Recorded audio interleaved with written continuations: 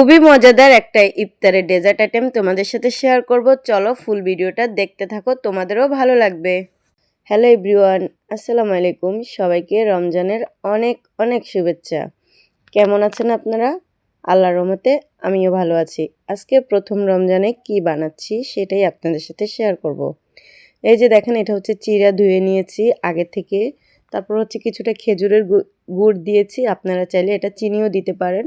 চিনি দিলে কালারটা একদম সাদা হয়, সুন্দর লাগে। তো আমি হচ্ছে চিনিটা কম খাই, সেজন্য আমি খেজুরের গুড়টা দিয়েছি।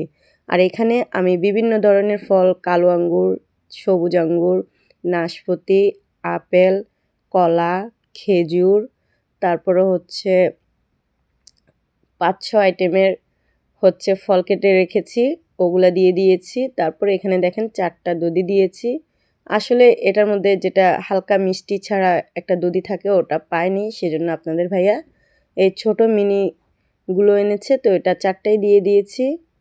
এগুলো দধি দিলে না অনেক বেশি মজা হয়। আর এখানে হচ্ছে 1 কেজি গরুর দুধ আমি একদম জাল করে কমিয়ে নিয়েছি, মানে অনেকক্ষণ জাল দিয়ে এটাকে ঘন করে ফেলেছি। তারপর সবটা দিয়ে আমি হচ্ছে ভালো করে এটাকে মিক্স করে নিচ্ছি।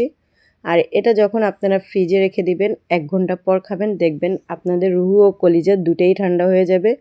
সারাদিন ইফতার রোজা রাখার পর যখন ইফতারে এই জিনিসটা খাবেন, অনেক ভালো লাগবে। তারপরে এখানে কিছুটা ফল কেটে রেখেছি, বড়ই ধুয়ে রেখেছি। আর হচ্ছে আবার আমি আলাদা আলাদা করে বাটিতে বেড়ে নিচ্ছি, আমার নিজের জন্য আসলে এটা স্পেশালি করা।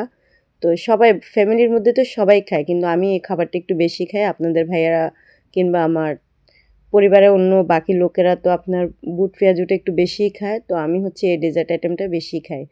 এটা একবার খেয়ে দেখবেন, অনেক বেশি মজা হয়।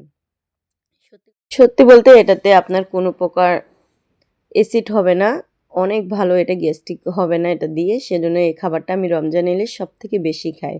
যাই হোক, এটা দেখতে অনেক বেশি ভালো লাগছে, তাই না? আর এখানে দেখেন ফাইনালি আমার ইফতারের জন্য সব কিছু রেডি করে ফেলেছি। আপনাদের ভাইয়া ফোন করে বললো আসার সময় ফিরনি আনবে। তো আমি আগে থেকে যেগুলো বাসায় তৈরি করেছি সেগুলো সব সাজিয়ে নিয়েছি। তো আমাদের হচ্ছে ডাইনিং টেবিলে বসে ইফতার করতে কেন জানি না বরাবরই ভালো লাগে না, মাটিতে বসে ইফতার করতে অনেক বেশি ভালো লাগে। আর এখানে ইসুপগুলের ভুসির হচ্ছে শরবত করেছি, যেটা আমি খাই এবং ফ্যামিলির সবাই খায়, অনেক বেশি ভালো লাগে।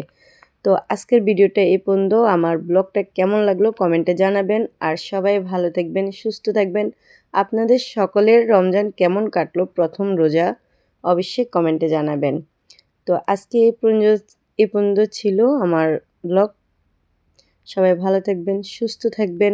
আল্লাহ হাফেজ। আমার জন্য, আমার পরিবারের জন্য দোয়া করবেন।